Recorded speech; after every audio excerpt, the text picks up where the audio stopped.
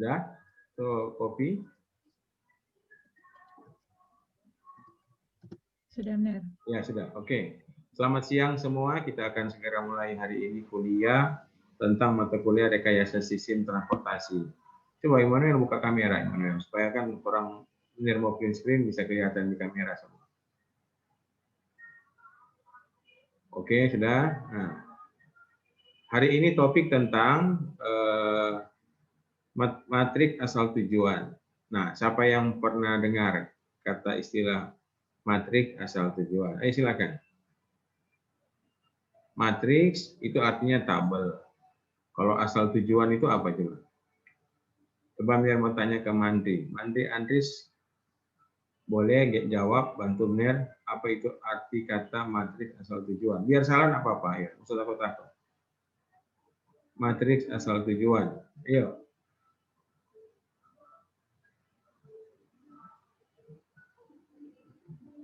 Ayo Mandi, buka mic, mikrofon. Coba jawab biar salah.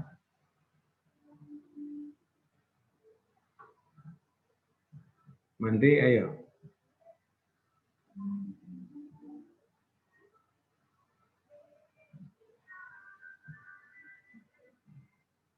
Kalau Berry dan Berry Koloi, ayo Berry. Habis Berry Immanuel ya. Mbak pikir deh jawaban apa coba. Silakan Berry. Materi asal tujuan itu apa sih gitu?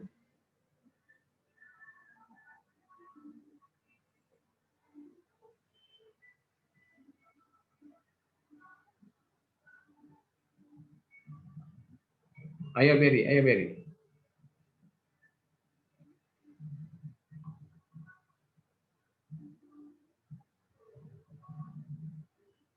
Bagaimana Berry? Ada? Immanuel nggak Immanuel? Ini Berry soal hari ini nah ada dia. Immanuel gimana Immanuel? Matrik asal tujuan, Mir. Iya, silakan Immanuel. Artinya berdimensi 2 ya, berisi informasi mengenai besarnya pergerakan antar lokasi atau zona di dalam daerah tertentu. Iya. Cuman kalau saya pakai matriks, itu pergerakan tadi dibuat dalam bentuk tabel. Nah, matriks kan artinya tabel kalau bahasa sehari-hari kita bilang, oh matriks asal tujuan. Nah, itu sebenarnya tabel asal tujuan yang berisi pergerakan dari A ke B. Nah, A itu zona asal yang tadi apa baca Immanuel, kemudian B adalah zona tujuan. Nah, sebelum kita lanjut tentang matriks asal tujuan, kita mau pelajari dulu tentang aksesibilitas dan mobilitas. Coba, siapa yang masih ingat apa arti kata aksesibilitas? Ayo. Aksesibilitas, akses. Kalau mobilitas, kemudahan bergerak. Jadi kalau aksesibilitas itu boleh kalian ingat adalah kemudahan menuju suatu tempat. Nah ini ada share gambarnya. Jangan lu tutup kamera, ayo. Karena Mir mau perhatikan jangan tidur kan, atau mau tidak di sini, biar bicara-bicara seperti bilang tukang jual obat. Tukang jual obat lebih santer sekarang. Nah ini ada 4 kota A, kota B, kota C, kota D. Nah, sekarang tadi ingatkan lagi, aksesibilitas, kemudahan menuju suatu tempat. Kalau mobilitas, kemudahan bergerak. Misalnya begini, coba Mir mau tanya, Mantri tinggal di mana Mantri? Mantri rumah di mana? Coba Mantri Andris Agogo. Bagaimana Mir? Mandri tinggal di mana? Posisi rumah di mana? Di Wonasa Mir. Wonasa. Nah, sekarang begini, kalau Mandri mau pergi kampus, saat ini orang sudah pandemi, menurut Mandri kalau mau ke kampus, itu aksesibilitasnya ukurannya begini, baikkah, biasa-biasa saja kah, atau susah gitu. Jadi aksesibilitas itu kemudahan menuju suatu tempat. Nah, mudah tidaknya menuju suatu tempat dari Wonasa, dari Mandri ke rumah, kopi kampus, menurut Mandri mau jawab apa? Nah, aksesibilitasnya bagaimana? Ayo silakan Mandri. Tergantung apa bener? Apa? Kemacetan begitu bener. Kemacetan. Kalau yang nggak macet, bagus bener. Kalau nggak macet berarti bagus. Kalau macet? Iya. Kalau macet berarti susah bener. bagus kan? Iya. Oke, Iya. setuju, betul. Berarti macet itu kalau kita lihat di sini, lihat sini. Di sini ada panjang. Panjang diterjemahkan dalam kilometer, 15 kilo. Ada waktu tempuh diterjemahkan dalam menit. Ada ada biaya transportasi diterjemahkan dalam angka rupiah. Nah, Mandri dibilang tadi kalau macet, kata bagus, nak bagus. Kalau dia nak macet berarti bagus. Berarti waktu apa itu? Waktu tempuh. Iya toh Mandri? Kalau macet kan karena lewat situ di kampus bisa 1 jam. Karena macet. Contoh. Tapi kalau nak macet berapa menit? Bagaimana bener? Kalau nak macet boleh berapa menit tiba di kampus Mandri? Dari Wonasa. 15 menit kira-kira bener. Kalau macet? Kalau pakai motor 10 menit lah bener. Iya, kalau pakai motor walaupun macet kan tetap lebih dari 10 menit kan kalau macet. Iya. Iya. Jadi benar mau katakan di sini bahwa ukuran dari aksesibilitas itu tergantung 3 faktor. Perhatikan. Faktor panjang jalan, faktor waktu tempuh, dan faktor biaya. Begitu maksudnya. Sekarang kalau orang ada di kota A. Sekarang mau tanya Pak Kristanya. Orang ada di kota A, Kristanya. Lihat di gambar. Kristanya menurut Kristanya mana yang aksesibilitasnya paling bagus? Apakah kota B, kota C, atau kota D? Nah, terserah mau pilih apa. Tergantung kalau saya pilih bilang kita pilih karena sudut pandang saya terhadap ini begitu. Coba. Kota D, Mer. Nah, kota D. Kenapa pilih begitu? Karena biar dia panjang GP apa? Kuat. Karena biar dia jauh tapi dia DP waktu tempuh rendah, DP waktu tempuh sedikit, Mer. Ya, jadi pemahaman Kristanya dia pilih kota D. Katanya walaupun jauh 10 kilo, waktu tempuh cuma 6 menit, biaya murah. Sekarang tolong terjemahkan begini. Kenapa di kota C? Waktu tempuh 10 menit, padahal dekat. Tapi biaya mahal. Nah, kira-kira begini yang terjadi. Di kota C, itu DP jalan mau ke sana, itu lewat jalan rusak. Bisa mengerti? Jalan rusak. Sehingga walaupun dia cuma 5 menit, kalian akan tempuh walaupun pakai mobil tetap 10 menit. Jauh lebih lama ke kota D. Kedua, karena jalan rusak, yang ada angkutan umum ke sana. Yang ada angkutan umum. Yang ada angkutan charter atau taksi online. Jadi kalau pakai taksi online kan lebih mahal ketimbang pakai oplet atau mikrolet. Nah, ke kota D karena DP jalan mulus ya, so aspal beton, dia ada mikrolet yang so terbuka, lalu lalang ke sana kemari. Nah, mikrolet DP biaya kan jauh dekat sama 1.500. Nah, itu contoh aja ya. Berarti bisa biar katakan di sini aksesibilitas bisa mempengaruhi tujuan pergerakan seseorang. Begitu ya. Tergantung apa? Waktu tempuh, kemudian panjang jalan, dan biaya. Nah, waktu tempuh ini dipengaruhi banyak faktor. Apakah jalanan rusak, atau penyebab tidak adanya angkutan lain gitu.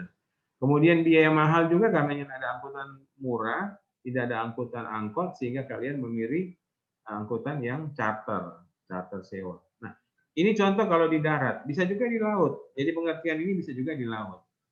Contoh kalau suatu tempat yang kalian capai tidak ada jaringan jalan darat, tapi mesti lewat laut. Ini mereka kasih cerita ya. Kalian tahu tuh Pulau Serui. Pulau Serui itu waktu itu sekitar tahun 2007-2008 itu dari kotanya mau ke satu kampung nama Papuna. Mir waktu itu di sana mau bikin jembatan di Papua. Itu jembatan ternyata belum ada DP jalan. Belum ada akses jalan darat. Sehingga Mir mau ke sana harus menggunakan angkutan laut. Padahal satu pulau, bisa kalian bayangkan toh, berapa biaya yang ditimbulkan cuma karena mau berpergian ke sana tidak ada angkutan darat. Sehingga mesti sewa perahu, perahu pun tidak ada yang angkutan harian, kalian mesti charter. Nah, itu berarti aksesibilitasnya jelek. Nah, bisa juga begini. Contoh ya, contoh. Ada yang tinggal di daerah kepulauan, yang tinggal di Kecamatan Bunaken. Kecamatan Bunaken yang bukan Bunaken pulau ya, Bunaken darat.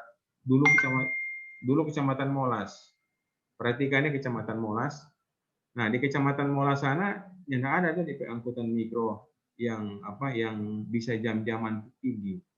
Akhirnya kalau kalian mesti pergi, mesti tunggu tuh kapal bukan kapal. Mesti tunggu tuh angkutan tibo-tibo yang cuma ada pagi. Jika antar orang ke pasar, baru jemput dari pasar. Nah, begitu akhirnya aksesibilitasnya kalian kategorikan jelek. Jelek karena apa? Karena tidak tersedia angkutan secara cepat untuk mau pergi setiap saat. Oke, sudah jelas. Kemudian kalau mobilitas, kemudian bergerak. Sudah, ini cuma pengenalan pertama. Kemudian perhatikan lagi. Nah, dalam pemodelan pergerakan, kita mengenal 4 tahap pemodelan pergerakan. Jadi ada 4 tahap. Ingat dong. Yang pertama disebut trip generation. Trip generation. Nah, trip generation ini dalam bahasa Indonesia sering kita sebut sebagai tahap bangkitan pergerakan. Tahap bangkitan dan tarikan pergerakan. Jadi trip generation itu bisa terbangkit, bisa tertarik. Masih ingat kan yang terhadap pelajaran 3 minggu lalu, Somer ingat? Apa yang disebut dengan bangkitan? Apa yang disebut dengan tarikan? Coba siapa boleh bantu, Nen? Apa itu bangkitan? Apa itu tarikan? Nah, karena orang mau belajar itu. Coba Nen mau bertanya Pak Rio. Rio, pernah dengar tuh bangkitan? Orang submit akan kemarin itu, ada keluar di ujian. Apa itu bangkitan, Rio? Apa itu tarikan?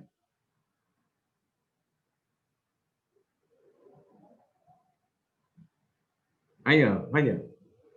Biar salah nggak apa-apa. Bangkitan adalah, tarikan adalah, nah,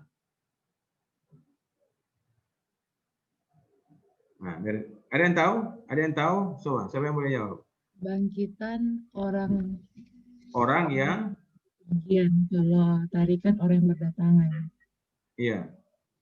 Kalau bangkitan orang yang Berpergian, Mer. iya betul. Bangkitan orang yang berpergian. Kalau tarikan orang yang datang. Sudah ingat ya? Bangkitan orang yang berpergian, tarikan orang yang datang. Ya, oke, sudah. Kemudian habis tahap 1, trip generation, kita punya tahap 2. Nah, tahap 2 ini disebut trip distribusi atau trip distribution. Nah, ini namanya model sebaran. Jadi begini, setelah kita tahu tuh orang itu yang terbangkit dari suatu zona, yang berpergian dari zona itu ada sekian ribu orang. Yang tertarik kita tahu ada sekian ribu orang. Kemudian orang-orang ini akan tersebar kemana? Nah, dia kan terbangkit, oke. Tapi terbangkit kemana? Begitu pertanyaannya. Dia keluar dari satu zona, tapi menuju zona mana? Nah, kalau yang lalu kita belajar cuma satu zona asal, satu zona tujuan. Berarti kalau terbangkit dari asal A, cuma pergi di B. Nah, sekarang nggak begitu. Kita punya misalkan 5 zona. 5 zona. 5 zona asal, 5 zona tujuan. Berarti kalau dia terbangkit dari zona 1, dia bisa berpergian ke zona 2, zona 3, zona 4, zona 5. Begitu juga di zona 2. Bisa berpergian ke zona 1, zona 3, zona 4, zona 5. Nah, makanya disebut trip distribusi. Dia terdistribusi kemana saja. Begitu. Model yang ketiga atau trip yang ketiga yang disebut modal split atau pemilihan moda. Nah, ini moda transportasi, masih ingat di rekayasa, dasar-dasar rekayasa transportasi, ada istilah moda transportasi darat, laut, dan udara. Nah, kalau kita bicara di pergerakan dalam pulau, Berarti tidak ada laut kan, tidak ada juga udara, cuma ada darat. Sekarang moda darat pun terbagi lagi ya. Jangan kalian berpikir, Mir, ini kan sama-sama moda darat. Kenapa Mir pecah-pecah lagi? Moda itu di darat terpecah lagi. Dia berbeda jenis angkutan, sudah beda moda. Contoh, misalkan begini, Mir, zona 1 adalah Kecamatan Malayang. Zona 2 Kecamatan Mapangat. Mereka akan berpergian dari zona 1 ke zona 2 menggunakan moda yang berbeda. Ada yang menggunakan moda pribadi, mobil pribadi. Ada yang menggunakan moda ojek online. Nah, gitu. Jadi itu beda ya. Sama-sama di darat orang. Tapi yang satu mobil pribadi, yang satu angkutan umum.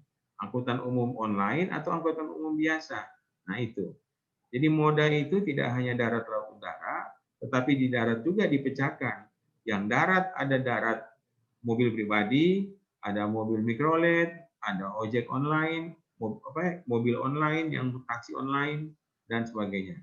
Kemudian setelah moda kita pilih, kita akan masuk pada pemilihan rute. Nah, pemilihan rute. Ini pemilihan rute bukannya sama dengan distribusi. Beda.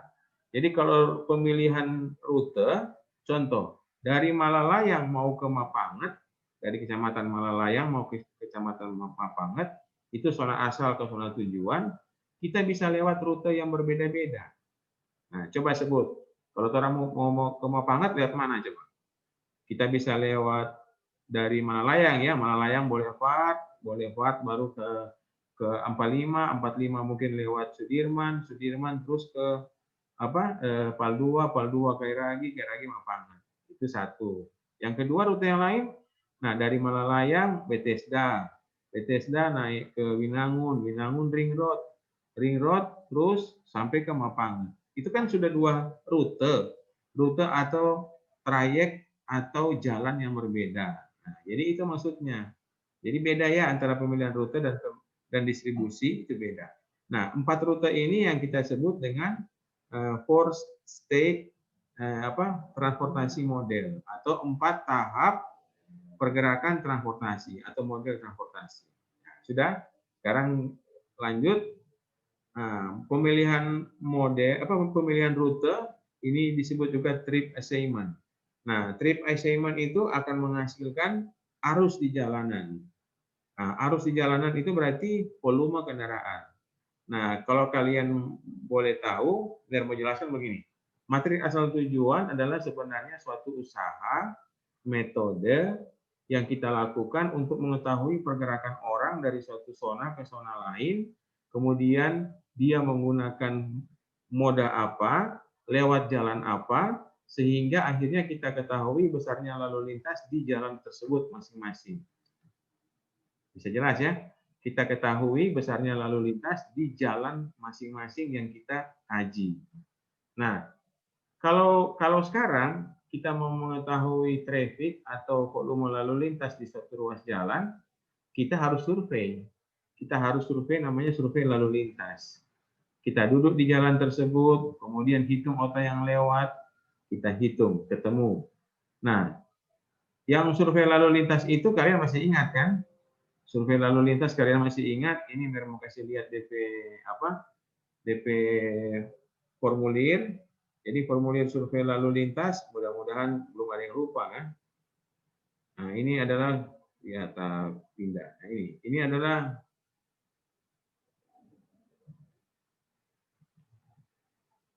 dia bilang share screen nggak bisa kata, coba share screen file. Oh, kasih mati dulu ini, nah, baru buka lagi.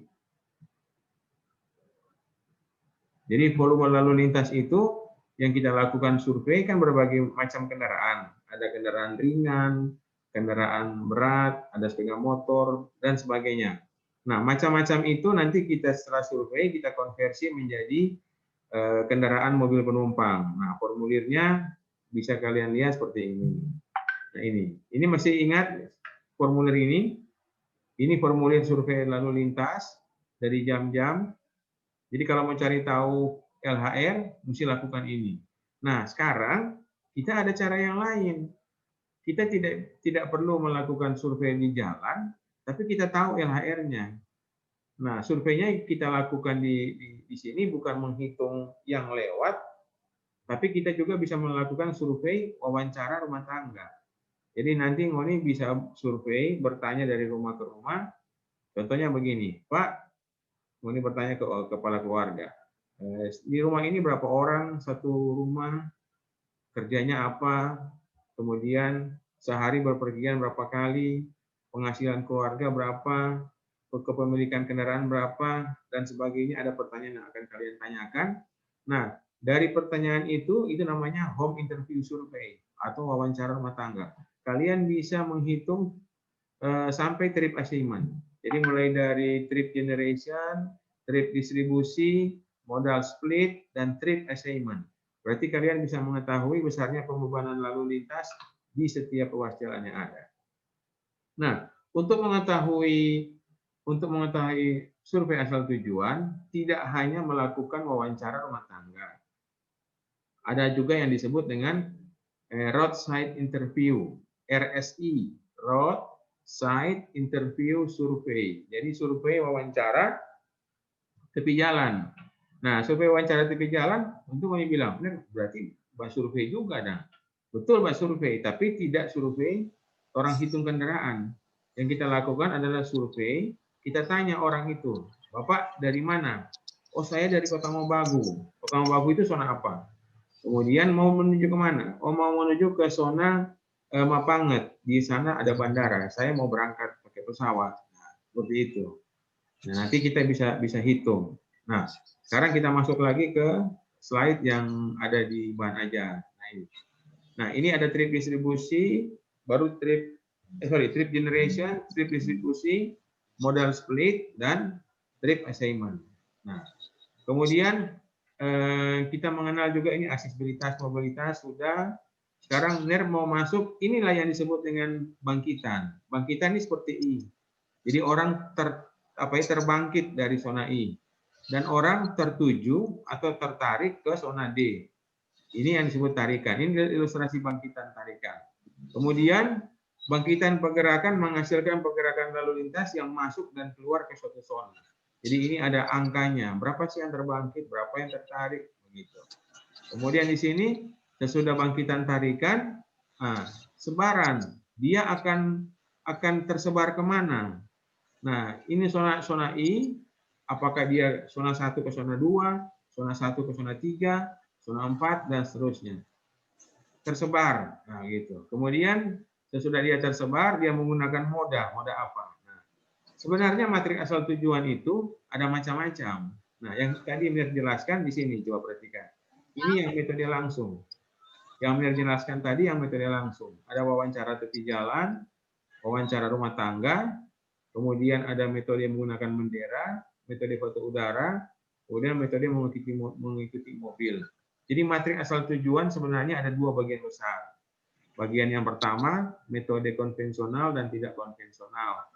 Kalau konvensional itu boleh bilang metode yang sudah biasa, gitu. Metode yang sudah biasa digunakan. Kalau tidak konvensional ya tidak biasa, berarti itu metode yang baru ditemukan terakhir. Kemudian metode konvensional ada metode langsung dan metode tidak langsung. Nah, yang metode langsung ada wawancara tepi jalan, wawancara rumah tangga, wawancara bukan metode menggunakan bendera. Jadi bendera itu begini. Bendera kok lebih cocok ini bukan bendera tapi stiker. Jadi kalau ada mobil masuk ke suatu zona, kita tempeli dengan stiker warna merah. Warna merah itu artinya dia dari zona 1 misalnya. Kemudian dia akan bergerak kan? Nah, nanti masuk ke zona 7. Oh, kita tahu berarti yang mobil merah tadi dia dari zona 1 itu masuk ke zona 7. Begitu juga dan seterusnya. Setiap zona yang datang warna berbeda. Nah, kita akan ketahui jumlah pergerakan dari zona asal ke zona tujuan dengan menghitung jumlah warna stiker tadi. Itu yang menggunakan stiker. Kalau menggunakan foto udara, kita menggunakan seperti peta citra, peta Google, kita akan foto berapa kali. Jadi foto pertama, contoh, orang lihat keadaan kendaraan masih di zona asal. Foto kedua, dia sudah ada di mana atau kendaraan begitu. Foto ketiga sudah di tujuan. Nah, berarti kita ketahui pergerakan itu berdasarkan foto-foto yang dibuat. Nah, metode menggunakan foto udara ini atau citra satelit pasti mahal. Karena kita mesti beli foto udara setiap beberapa saat yang jumlahnya cukup banyak, dan itu akan juga membutuhkan ekstra kerja untuk mencari tahu ini kendaraan ini dari mana ke mana. Jadi mesti foto udara juga yang bagus, yang kualitas resolusi tinggi. Jadi kalau foto udara yang tidak jelas, kendaraannya tidak ketahuan, tidak bisa dibedakan, nah itu agak sulit. Kemudian metode mengikuti mobil. Nah ini metode mengikuti mobil. Jadi kalau ada mobil yang masuk, kita lepas orang surveyor. Apakah menggunakan mobil, apakah menggunakan kendaraan roda 4, dia akan mengikuti sampai di mana pergerakannya. Nah, metode yang ketiga, keempat, kelima ini jarang dilakukan. Tapi ada juga, walaupun biayanya mahal. Yang biasa dilakukan adalah metode wawancara tepi jalan dan wawancara di rumah atau metode wawancara rumah tangga. Jadi roadside interview survey dan home interview survey. Jadi begini ya, bukan berarti mau bilang metode wawancara tadi, apakah di rumah atau di rumah tangga itu murah, bukan. Semuanya masih mahal. Kalian pernah dengar nggak metode survei wawancara untuk materi asal tujuan tingkat nasional? Pernah dengar? Coba siapa yang pernah dengar? Boleh kasih informasi ke Mir. Ada? Ada yang pernah dengar? Kristanya boleh pernah dengar? Tidak pernah, Mer. Metode, coba orang cari matriks. Mer coba buka di internet ini. Jadi Mer buka matriks asal tujuan nasional. Nah, yang menyelenggarakan matriks asal tujuan tingkat nasional itu bukan daerah, harusnya pemerintah pusat. Nah, pemerintah pusat itu siapa? Nah, Kementerian Perhubungan. Sudah? Nah, jadi ada nama surveinya asal tujuan ATTN survei. Nah, ada ATTN survei, saya coba mencari ini. Itu yang menyelenggarakan Kementerian Perhubungan dan dilakukan serentak di seluruh Indonesia. Nah, itu matriks asal tujuan ada dua. Ada yang asal tujuan untuk barang, ada asal tujuan yang untuk penumpang. Nah, ini saya buka ini. Boleh lihat. Ini ATTN. Nah, ATTN itu asal tujuan transportasi nasional. Nah, mereka barang. Jadi mereka melakukan asal tujuan transportasi nasional barang. Nah, mereka melakukan survei kalau barang, mereka tinggal tanya ke pengiriman, ke pengirim, siapa yang mengirim barang itu. Pasti ada data. Dari mana mau kemana, kemudian besarnya berapa, kemudian dilakukan dari zona apa ke zona apa. Nah, pertanyaannya sekarang, kira-kira untuk apa orang tahu nih dia? Kita ketahui data ATTN atau data pergerakan itu gunanya apa? Coba. Ayo, siapa yang boleh jawab? Orang harus aktif di sini. Coba, Natasha Simbar, ini cuma tutup kamera. Natasha anggap ini dengar radio ini. Iya, Natasha, boleh buka kamera supaya Mir boleh lihat bahwa orang ada interaktif. Halo, Natasha. Ya. Komputer nggak ada kamera. Oh, komputer nggak ada kamera. Ya. Yang lain dong. Coba yang ada kamera boleh buka. Coba yang lain ada kamera boleh buka, boleh bantu Mir. Oke. Jadi matriks asal tujuan ini gunanya apa? Nah, itu DPI itu. Mir sudah pernah jelaskan, tapi kalau kalian lupa juga nggak apa-apa, Mir menjelaskan ulang. Coba. Gunanya apa sih orang mengetahui matriks asal tujuan? Atau gini, matriks asal tujuan ini DP produk akhir apa? DP hasil terakhir bikin apa? Ayo, nggak apa-apa biar salah, mau belajar tuh. Ada yang tahu? Ayo, biar salah, nggak apa-apa. Biar kita jawab ini. Nggak apa-apa kalau belum tepat. Nanti dia kasih lengkapi bisa tepat. Ada? Nah, kalau belum ada, biar coba mau jawab. Yang kita pelajari ini kita gunakan untuk membuat garis keinginan. Garis keinginan itu bahasa Inggrisnya desired line. Nah, garis keinginan itu apa? Garis yang menunjukkan besar kecilnya orang berpergian dari satu tempat ke tempat lain.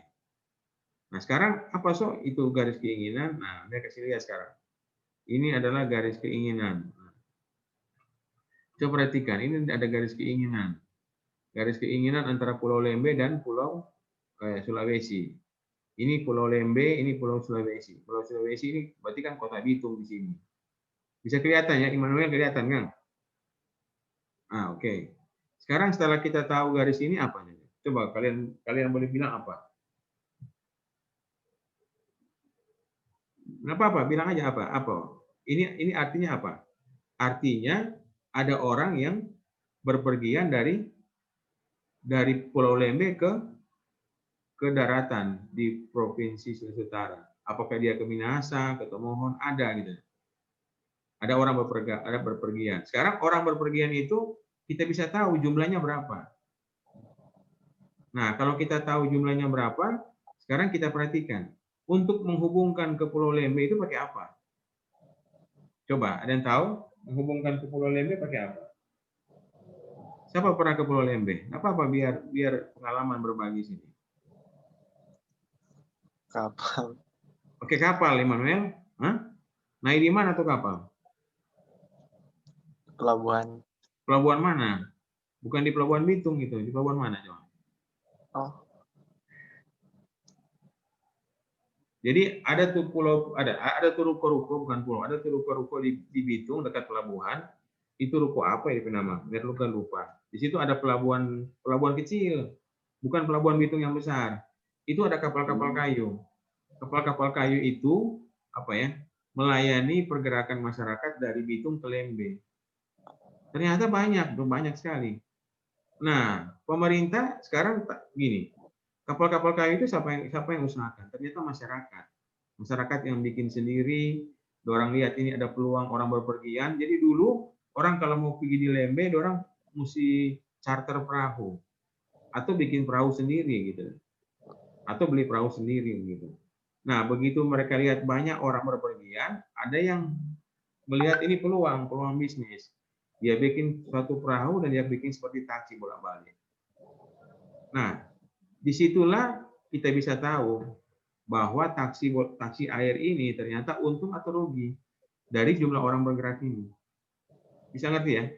Nah, sekarang orang bergerak ini makin banyak, nah berarti perahu yang dibutuhkan makin banyak. Oke. Nah, sekarang pemerintah punya mimpi, punya wacana jembatan akan dibangun di antara keduanya. Nah, jembatan akan dibangun di antara keduanya. Kalau untuk membangun jembatan berarti kan kita mesti butuh LHR. Lalu lintas harian rata. Mau survei bagaimana itu? Sedangkan di situ tidak ada jalan. Kita nggak tahu orang yang mau nyebrang berapa. Makanya kita lakukan survei ini dia. Ini namanya istilahnya survei asal tujuan. Kita tanya orang dari mana mau kemana. Nah, ketemu orangnya dapat. Nah, begitu kita hitung, ternyata orang yang berpergian dari Bitung ke Lembeh ataupun sebaliknya itu boleh dibilang sangat kecil. Per hari mungkin cuma 200 orang. 200 orang. Oke. Kalau 200 orang kita bahagi dalam kendaraan. Seandainya satu kendaraan okupansi atau bisa memuat 5 orang. Berarti kalau 200 kendaraan, sekitar 40 kendaraan per hari. Apakah mungkin suatu jembatan kita bangun, cuma 40 kendaraan bolak-balik? Nah, bisa mengerti ya? Jadi kita bisa memprediksi besarnya LHR tanpa kita survei, karena kondisinya nggak ada jalan, belum ada. Nah, dari kondisi seperti itu akhirnya, kalau seandainya kita mau bangun jembatan di Pulau Lembeh yang menghubungkan antara Bitung dan Pulau Lembeh, kondisi saat ini dengan hanya mempertimbangkan pergerakan masyarakat itu sangat kecil. Jangan-jangan bangun jembatan cuma 40 kendaraan, tambah misalnya 10 roda sapi. Tahu roda sapi itu? Di Lembeh itu penghasil kelapa. Jadi jangan-jangan cuma roda sapi yang bolak-balik yang melewat sini. Nah, akhirnya secara materi asal tujuan itu tidak visible karena jumlah kendaraannya sangat sedikit. Nah, ini bercerita lagi. Ternyata jembatan Bitung Lembe pada akhirnya visible. Nah, visible. Visible artinya layak. Pertanyaan lagi. Bagaimana kan kalau dia bisa layak? Nah, coba siapa boleh jawab. Ini so agak lari sedikit ini cerita dari pemodelan transportasi. Coba siapa boleh jawab. Siapa kalau dia boleh layak itu jembatan Bitung Lembe? Padahal tadi Mer bilang pergerakannya kecil, Mer. Cuma 200 orang per hari. 200 orang per hari pun kalau dia bikin satu kendaraan, satu orang pun cuma 200 kendaraan. 200 kendaraan kan kecil itu. Bayangkan per hari. Sedangkan SMP untuk kapasitas kendaraan 2 lajur 2 arah, 3.000 SMP per jam, bukan per hari. Ini 200 kendaraan per hari. Nah, sekarang bisa layak. Dari mana coba? Siapa boleh bantu, Mer? Orang bicara yang lain, deh. Orang bicara dulu ke jembatan seperti ini di Indonesia di mana lagi ada? Coba Immanuel boleh jawab. Jembatan seperti ini di mana lagi ada yang menghubungkan antara pulau dan pulau? Ayo, masa mau ini tahu? Belum tahu, Ner. Masa yang tahu? Yang ada di Sulawesi Utara sih, tapi di luar Sulawesi. Coba. Masa nggak pernah tahu? Jeremy di mana Jeremy? Bali Jawa, Ner. Bali Jawa belum ada. Yang ada Jawa Madura. Surabaya. Jadi Surabaya Jawa ke Madura. Jembatan Suramadu. Nah, pertanyaan, dorang visible. Kenapa orang kok belum? Nah, dorang visible begini pertimbangan. Jadi Pulau Madura itu satu pulau itu 2 atau 3 kabupaten. Satu pulau ya. 2, kalau nggak salah 2 kabupaten. Nah, Pulau Lembe satu pulau, apakah dia satu kabupaten? Pulau Lembe itu bagian dari Bitung kan? Bukan kabupaten sendiri. Nah, berarti pertanyaan lagi, Pulau Lembe itu berapa kecamatan? Nah, begitu. Ya itulah, karena dia sedikit sekali di penduduk, karena dia bukan merupakan pulau besar, sehingga DP penumpang atau pergerakan penduduk di keduanya itu kecil begitu. Madura besar karena Madura itu kabupaten. Itu satu. Yang kedua, di Madura akhirnya dulu Pulau Madura untuk ke sana orang naik kapal feri. Jadi bukan berarti ada kendaraan, boleh kendaraan naik di feri nyebrang sampai di sebelah bisa berkendaraan. Nah, setelah Madura terbuka oleh jembatan Suramadu, akhirnya banyak pabrik yang ekspansi ke Madura. Kenapa? Madura masih kosong. Tanah masih murah, pekerja banyak. Kok bagaimana mau jual? Ya nggak apa-apa. Kita nanti jual barang itu lewat jembatan kan, lewat kapal. Kalau kapal kan mahal. Jadi itu ya yang bikin dia visible. Nah, jelas ya. Sekarang kalau orang kembalikan ke jembatan Bitung Lembe, apa yang bikin dia visible? Coba. Tentu ada bayangan nih. Coba jawab apa? Pistanya apa dia jawab? Rio, boleh jawab? Apa boleh jawab? Mirip tadi. Bikin pabrik di Lembe. Tapi yang pasti begini, mau tahu nggak Pelabuhan Bitung itu sudah padat? Sudah tidak ada area lahan lagi for pengembangan Pelabuhan Bitung. Padahal Pelabuhan Bitung itu jadi hub port. Hub port itu seperti di Singapura. Jadi seluruh pelabuhan-pelabuhan sekitar kalau mau kirim barang ke luar negeri, dia kumpul di Pelabuhan Bitung, baru pergi itu barang. Nah, kalau di lahan tidak cukup, bagaimana? Berarti impian menjadi hub port bisa terhambat. Nah, akhirnya mereka berpikir, kenapa tidak Pelabuhan Bitung itu ada yang ekspansi ke Lembe? Nah, sekarang, kalau tuh kapal mendarat di Lembe, dia bongkar tuh ke peti kemas, kongnya ada jembatan, kan nggak bisa.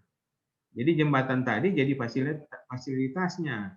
Jadi jembatan tadi akhirnya disettinglah begini. Pelabuhan Bitung akan pindah ke Lembe.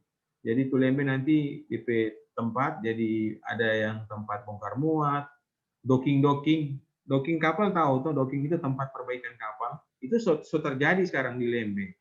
Sebelum ada jembatan, Lembe sudah jadi docking kapal. Karena kalau mau docking kan nggak perlu jembatan, dia kan boleh dibawa DP spare part lewat laut. Nah, tapi kalau tuh docking terbangun, kemudian jembatan ada, nah nanti mungkin DP fasilitas keterhubungan yang cuma lewat laut, tapi bisa lewat darat. Itu satu, ekspansi pelabuhan Bitung. Kedua, pembangunan apa coba yang bikin dia visible? Yang kedua, pembangunan bandar udara. Nah, ini bandar udara di Pulau Lembeh ini sudah resmi ya.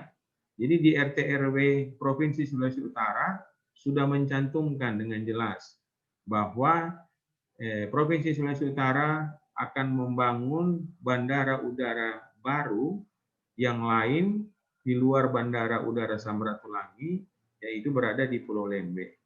Nah, memang perencanaannya belum ada, tetapi dari sisi dari sisi tata ruang sudah ditentukan bahwa ada bandara udara baru yang mau dibangun di Pulau Lembeh. Namun dibayangkan kalau bandara itu sudah beroperasi, bagaimana DP boleh mau bilang DP lalu lalang dari kendaraan yang lewat di atas jembatan. Nah, pasti jembatan itu lebih visible. Nah, itulah kira-kira kenapa kita perlu memikirkan bahwa yang bisa yang bisa lewat di atas jembatan Bitung Lembeh itu tidak cuma masyarakat Pulau Lembeh.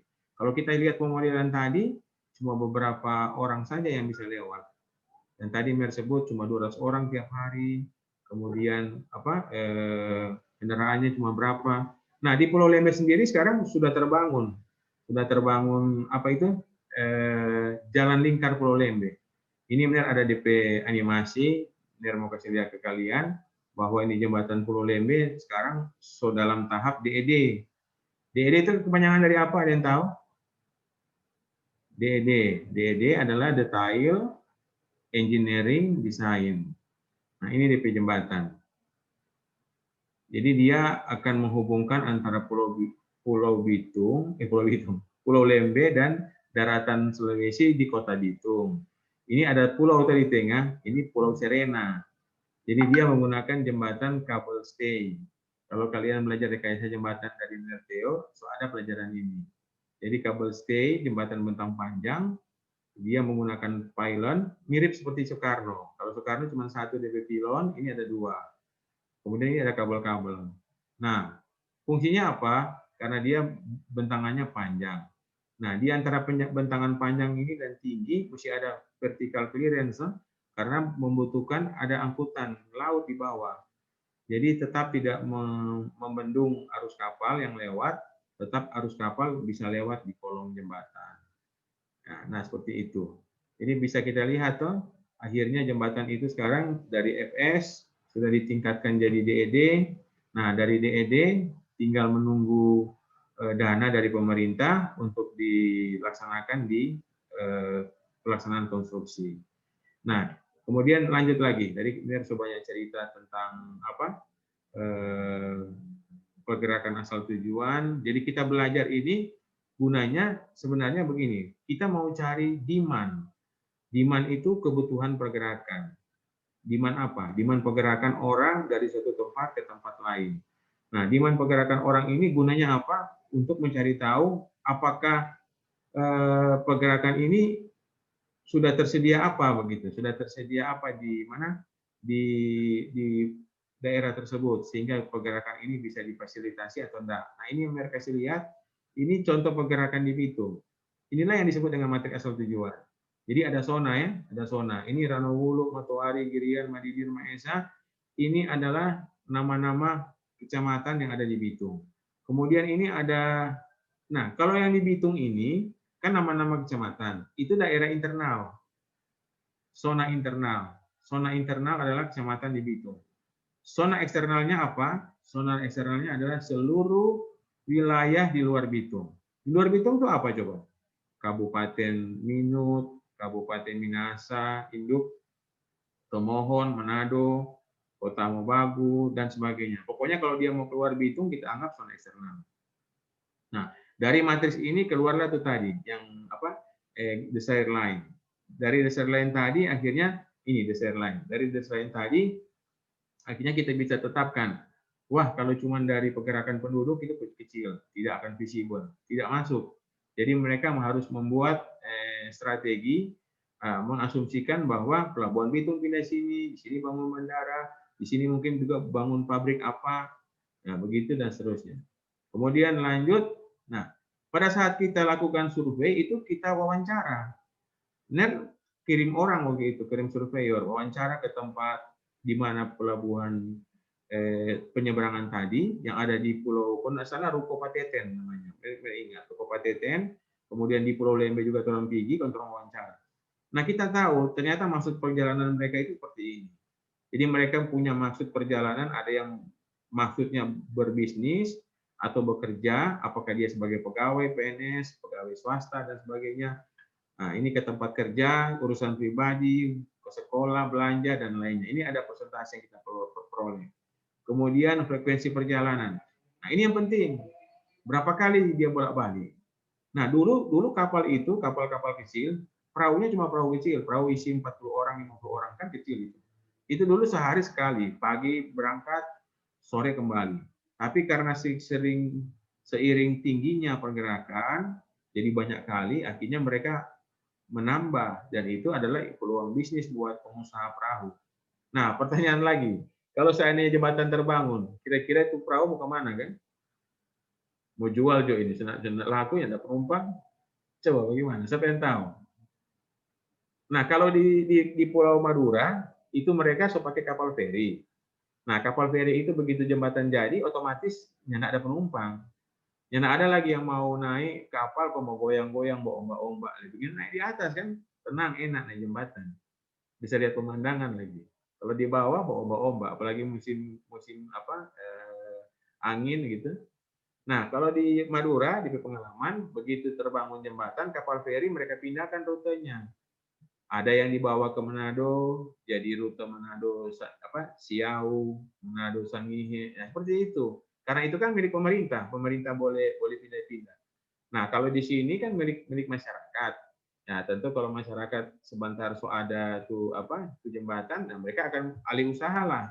Tidak lagi mengangkut orang penumpang, tapi mungkin untuk mengangkut ke rute yang lain atau untuk mengangkut barang yang lain. Mungkin jadi perahu wisata atau sebagainya. Lanjut ya. Kemudian ini tuh maksud perjalanan sudah tadi. Ini banyaknya perjalanan dalam sehari.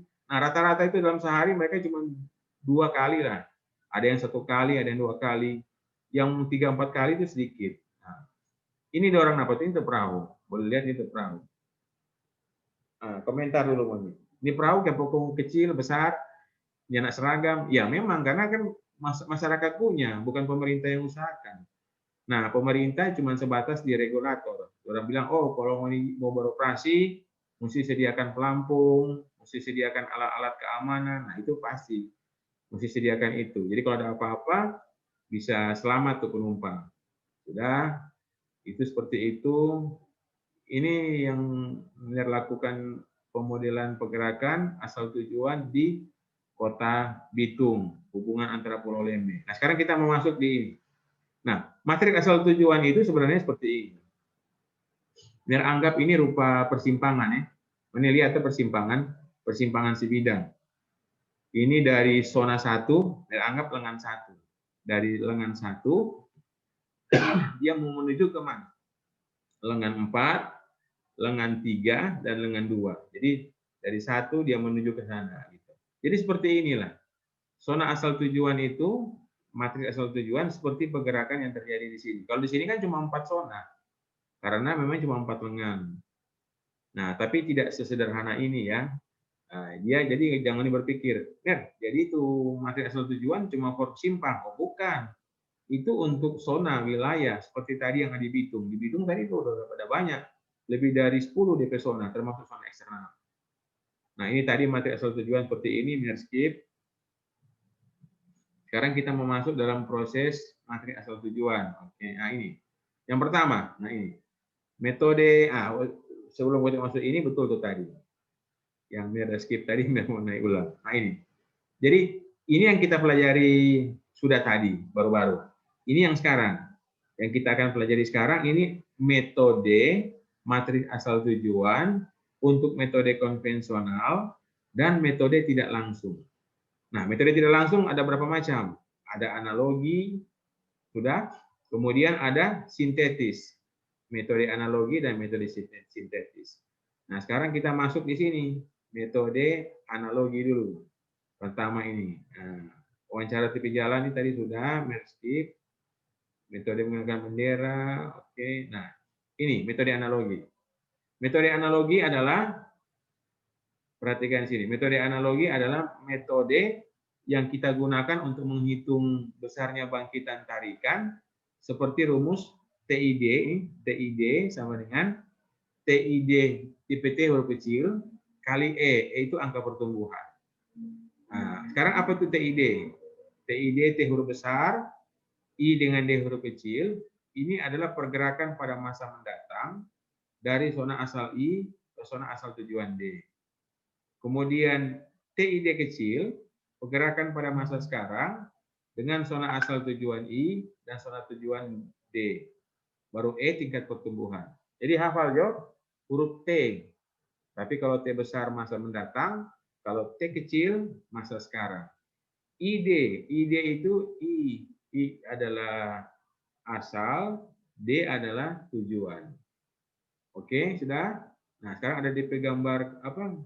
Ini DP rumus untuk menghasilkan E di perbandingan atau pembagian antara pergerakan masa mendatang dibagi masa sekarang.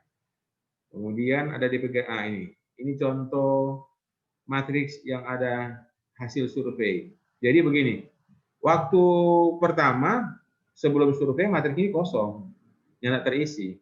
Jadi ini 1, 2, 3, 4, 5 ini itu kecamatan tadi atau kabupaten kalau dia zona eksternal. Jadi ini halaman berapa ini coba? 145. Coba mau naik ke atas ya. Yang tadi ada Bitung, Girian. Nah.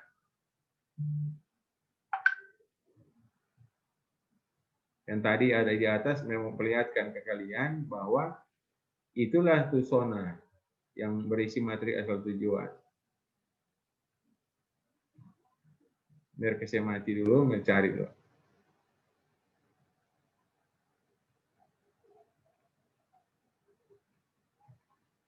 Gimana tadi dia ada? Tadi yang sempat semua lihat ada Bitung, Girian, baru ke luar kota. Ini DP formulir, tapi nanti terang balik situ. Ini DP hasil apa wawancara. Nah ini DP hasil, sudah. Jadi ini DP pergerakan. Nah, pergerakan. Jadi dari Pulau Lembe Utara ke Ranowulu, ini ada 5 orang. Ini dari Lembe Utara ke Matuari ada 14 orang. Jadi angka-angka ini seperti angka-angka tadi. Jadi orang tanya dari mana mau ke mana.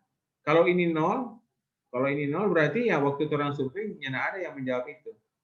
Contoh dari Girian ke Ranowulu kok tidak ada? Ya karena Girian ke Ranowulu itu ada di daratan. Kan orang survei ini ada di Pulau Lembe. Jadi tidak ketemu orang yang berpergian dari Girian ke Ranowulu. Seperti contoh begini. Waktu mau dibahas survei di Pelabuhan Manado. Mau ditanya tuh orang yang berpergian dari Manado mau ke Manado Tua. Atau dari Manado mau ke Pulau Bunaken. Ada pertanyaan gini. Benar, siapa tuh pergerakan dari Sario ke Mapangat? Nah, ada di situ kan. Ya karena darahnya lewat Pelabuhan Manado gitu kan. Jelas kan? Jadi ini 0, 00 karena memang dia tidak lewat situ. Tidak lewat di Ruko Pateten situ yang sebagai tempat survei. Nah, sudah. Sekarang pertanyaannya. Waktu pertanyaan itu apa? Lihat jaga tanya. Nah, ini pertanyaan. Ini di pertanyaan. Inilah formulir kuesioner untuk wawancara rumah tangga. Jadi wawancara rumah tangga di formulir seperti ini. Orang tanya dari mana, kemudian yang pertama ini dulu, jenis kelamin, laki-laki, perempuan, berapa umur, pekerjaan. Nah, pekerjaan ini penting karena dia menentukan pekerjaan dia sebagai PNS, wira swasta, itu akan membedakan di tingkat pergerakan. Jelas ya? Kemudian berapa jumlah anggota keluarga, berapa yang bekerja, berapa yang sekolah atau belajar. Kemudian kemana tujuan yang Anda lakukan dengan tujuan keluar Pulau Lembe, ini jelas. Ini sudah ya jelas ya. Nah sekarang kita turun ke bawah. Langsung di contoh soal. Contoh soal yang DP soal Mer cuma tentukan sendiri, tidak pakai yang di Proleme. Karena di Proleme DP zona banyak. Jadi kalau kita akan belajar dengan zona banyak akan agak susah bagi kalian. Jadi Mer pilih dulu yang zona kecil, yang cuma seperti ini. Nah, 4 zona. Ini seperti ini cuma 4 zona. Sudah, ini artinya apa? Dari zona 1 ke zona 1 ada 10 orang. 1 ke 2 ada 60 orang. Kemudian 1 ke 4 ada 50 orang. Nah, seperti itu. Nah, kemudian kita punya satu metode, yaitu metode analogi. Nah, ini ada metode analogi. Yang pertama, metode tanpa batasan. Metode tanpa batasan. Atau kita kenal juga dengan nama metode seragam. Nah, ini metode tanpa batasan. Nah, ini bagaimana kita mau menghitung. Jadi ini gini. Ini matriks perjalanan masa sekarang. Jadi ini kita survei, misalkan begini. Waktu itu Mer survei 2000 berapa? Mer lupa. 2007 2008. Jadi ini data 2008 contoh. Kemudian dengan data 2008, kalau kita punya angka pertumbuhan, kita bisa hitung di tahun depan atau di tahun depannya lagi. Tergantung angka pertumbuhannya untuk tahun berapa. Nah, contoh ya, ini dari sini 10, DP angka pertumbuhan apa? 1,76. Berarti 10 tinggal kali ini. 10 kali 1,76. Dapat berapa itu? 17,6. 17,6 bulatkan 8. Nah, ini. 18. 17,6 bulatkan 18. Ingat ya, gampang tuh begitu. Baru ini lagi. 60. 60 kali 1,76. Nah, dapat berapa itu angka? Jadi begitu. Jadi setiap sel yang ada di matriks masa sekarang, setiap TID, T kecil masa sekarang, kali dengan E. E-nya E apa? E global. Ini E global. E umum. E untuk setiap bangkitan dan tarikan. Nah, sekarang saya jelaskan dulu. Ini artinya zona asal. Ini zona asal yang Mer kasih blok. Kemudian ini yang zona tujuan. Ini yang zona tujuan. Nah, di atas. Kemudian ini ada DD. D kecil, D kecil. Nah, ini adalah semua, perhatikan, ini yang semua terbangkit ya, terbangkit dari zona 1, zona 2, zona 3, zona 4 dengan tujuan ke zona 1. Atau secara gampang Mer bilang yang kolom ini semua yang menuju ke zona 1. D itu singkatan dari apa? Siapa yang tahu? Bahasa Inggris ini. Krisanya tahu? Singkatan tarikan untuk D. D singkatan dari destination. Jadi semua yang tertuju ke zona 1 itu dijumlah di sini. Semua yang tertuju ke zona 2 dijumlah di sini. Sekarang, semua yang terbangkit berarti dari toh. Semua yang terbangkit dari zona 1 istilahnya O kecil. Nah, ini di sini. Nah, sekarang benar ada D kecil, ada D besar. Nah, sama dengan tadi, kalau huruf kecil berarti masa sekarang. Huruf besar berarti masa depan. Masa tahun akan datang. O, ada O huruf kecil, ini O huruf besar. Origin yang terbangkit dari zona 1, masa sekarang adalah 200. Di masa depan dia jadi 300. Begitu. Ingat ya, tidak jelas ya. Nah, sekarang E. E ini pertumbuhan. Ini 1,5 dapat dari mana? 1,5 dapat 300 masa depan dibagi masa sekarang. OI besar bahagi OI kecil. Ini 250 bagi 250 tetap 1. 420 bahagi 210 jadi 2. Seperti itu. Nah, yang ini dari mana? 1,76. 1,76 dapat dari 1620 bahagi 920. Sudah, ini metode pertama. Metode pertama yang kita sebut dengan metode seragam. Metode seragam atau metode tanpa batasan. Oke, ini DP hasil. Cuma 1 kali pengulangan. Silakan, kalau ada pertanyaan, Mer akan buka forum untuk tanya jawab. Ayo, silakan yang mau bertanya. Rio Palilingan. Mer, mohon izin bertanya. Mungkin apa? Boleh, agak keras Kristanya, agak kuat. Mungkin keluar dari materi Stomer, tapi Iya, kan boleh. tadi ditanyakan ya tentang survei toh, survei warga, wawancara kan. Ulang, kuat Anda dengar. Halo. Agak keras. Halo. Iya, boleh agak keras ya. Nah, coba. Dapat dengar Mer? Ah, sudah, agak kuat, agak kuat. Iya. Kan tadi Mer yang survei untuk wawancara kan, Ner Iya, bilang mau wawancara. wawancara warga di situ kan, Ner. Iya, Nah, kalau misalkan orang mau bangun itu jembatan dan lain-lain, itu kan iya, perlu persetujuan warga. Kalau iya, misalkan habis wawancara terus orang lihat, oh ternyata harus membangun karena membantu mempermudah warga. Tapi warga di situ, dorang nih mau misalkan orang bangun DP jalur, dorang ini mau pembebasan lahan dan lain-lain, persetujuan begitu sih, Ner. bro, Untuk nggak Ner dapat dengar selesai. kemarin. Ulang lagi. Agak kuat, apa agak kuat? Atau pakai mikrofon, ada mic. Tempel di mulut tuh mikrofon supaya dapat dengar kuat. Nggak dapat dengar kemarin.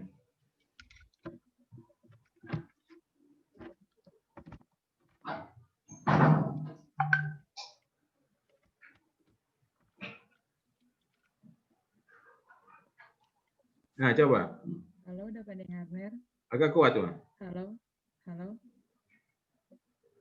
halo, Belum ada suara, belum ada suara. halo, halo.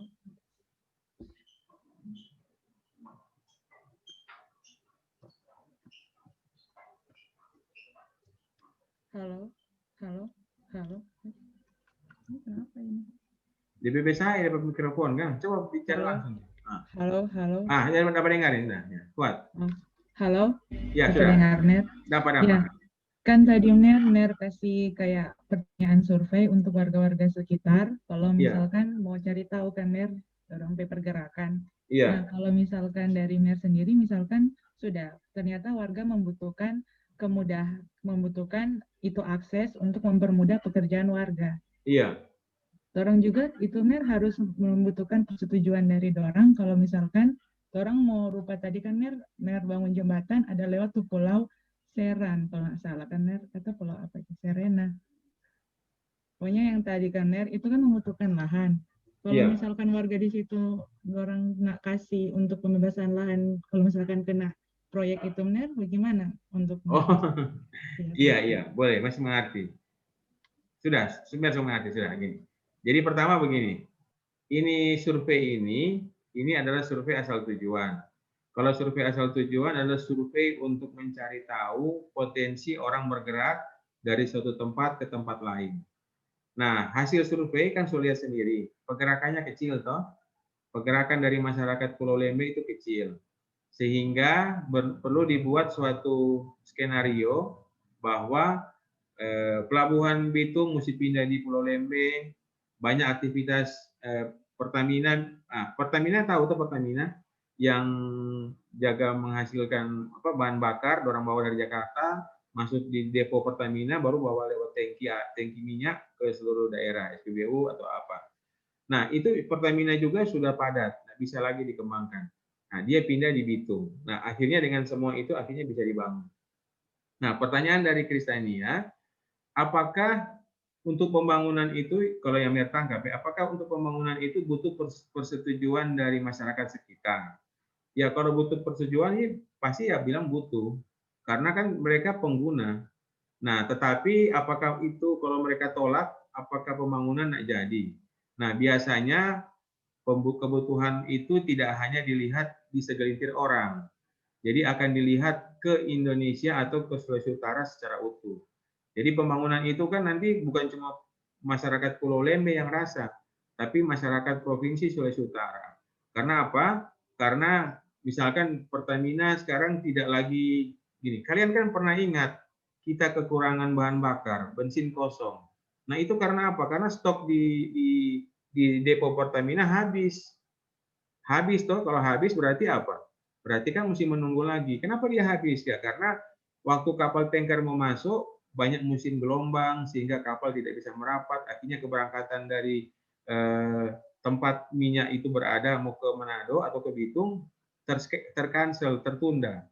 Nah, sehingga itu bikin kosong. Nah, kalau itu daya tampungnya banyak, kita kan akan kekurangan. Jadi walaupun musim barat, orang masih punya stok minyak begitu deh. Boleh, Pak, bagi kecil. Nah, jadi seperti itu. Baru yang kedua begini.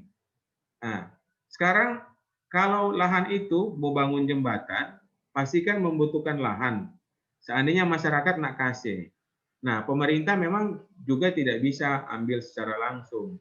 Contoh begini, pembangunan jalan tol, kalau kalian mau tahu, kenapa sampai lama? Itu terus terang salah satu faktor pembebasan lahan.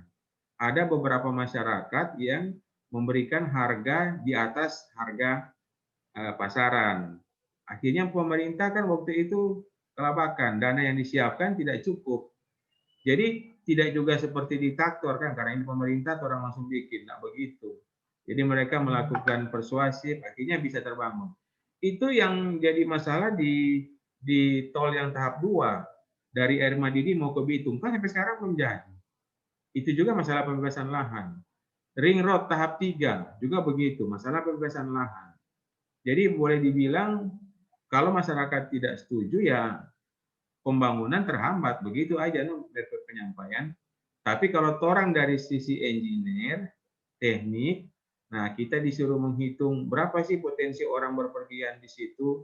Nah begitu dibicara. Jadi tadi ada pertanyaan, pasti Kristennya baca. Setujukah Anda kalau ada pembangunan jembatan Bitung Lembe? Itu cuma soal tambahan, Pak. Sebenarnya boleh nak ditanyakan. Karena yang kita tanyakan bukan itu maksudnya. Maksudnya yang kita tanyakan, unit pergerakan ini sehari berapa banyak? Nah, kalau sudah ketemu ya sudah jadi. Begitu. Nah, sekarang yang jadi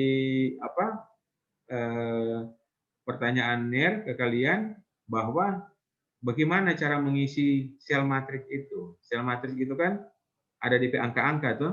Nah, itu orang tanya dari mana mau ke mana. Akhirnya begini, setelah selesai survei, coba dibayangkan ada orang bertanya ada 200 orang.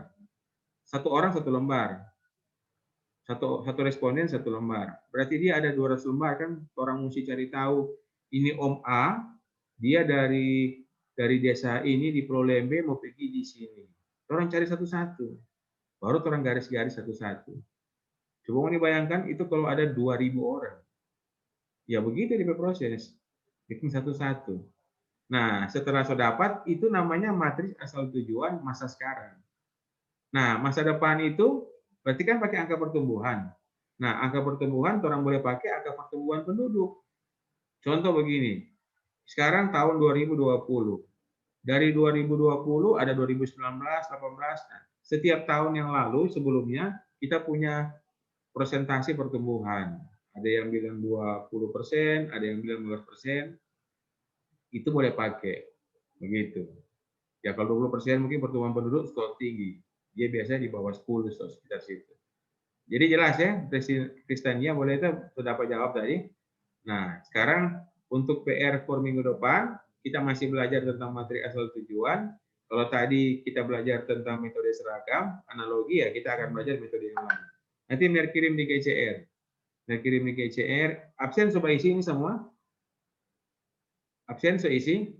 Sudah? Sudah benar. Oke, sudah. Kalau udah, makasih. Terima kasih semuanya. Kuliah sampai sini, semua hampir jam 5. Orang hampir 1,5 jam ada online.